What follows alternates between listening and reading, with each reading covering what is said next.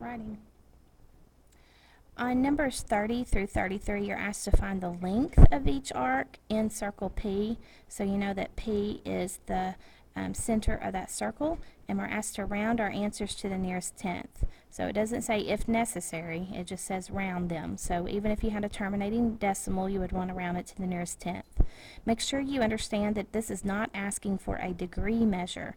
This is talking about the length of an arc. So we have learned that to find the arc length, we need to know what portion of the circle our arc represents. So that's the degree measure over the total degrees of a circle, which is 360. And then you multiply that by the circumference of the circle, since that's the whole length around the whole circle. So 2 pi r, or pi times diameter, is the same formula, is what you're using to find the length of the arc.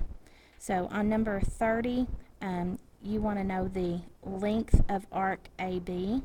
So you need to know what the degree measure is for that arc first. So you have the central angle being given as 90 degrees, and we know that arc has the same degree measure as the central angle. So for number 30, we're going to do 90 over 360 times 2 times pi times the radius. Well, 2 times pi times the radius is the same thing as pi times the diameter, and we're given the diameter is 14, so I will just do 14 pi for pi times diameter. The radius is 7, so 2 times 7 is the same thing as 14, so that's fine. So that's the problem number here. So remember to get it in terms of pi first, means in your calculator you're going to do the 90 divided by 360 times 14. And if you get a decimal, just hit math enter to get that as a fraction. So in terms of pi, this is 7/2 pi. Now to get the rounded answer, I just multiply that 7/2 using the pi button times pi, and we can round that to the nearest tenth. Now in your calculator, you're going to have 10.9955, and so on. So when we go to round to the nearest tenth, we have a 9 in the tenths position. To the right, we have another 9, which means to round the 9 up to a 10. So that 9 becomes a 0, and you add 1 in the ones unit, makes that a 1. So now we have 11.0 for our answer on number 30. We're given the units to be centimeters, so the length of that arc is going to be 11.0 centimeters. So for number 31, we're asked to find the length of arc BD.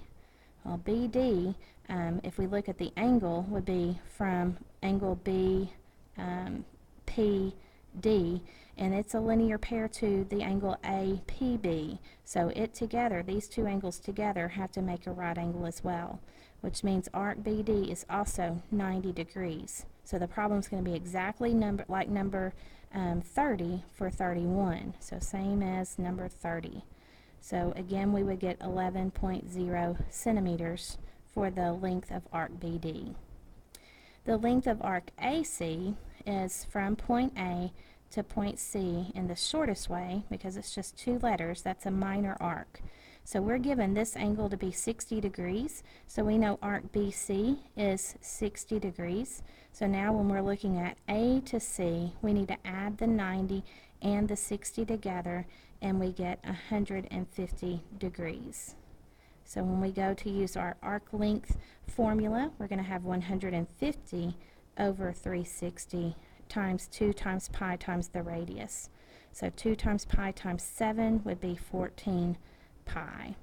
So first, getting it in terms of pi, 150 divided by 360 times 14, and getting that as a fraction, math enter, gives me 35 over 6 pi.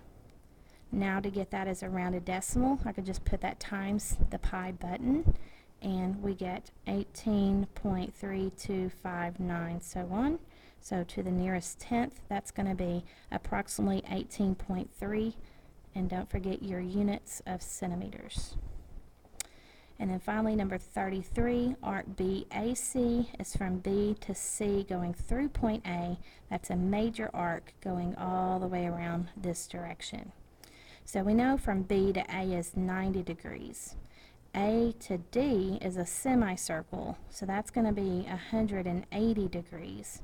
And then D to C, we can find this angle since we know angle BPD is 90 degrees and BPC is 60 of those degrees.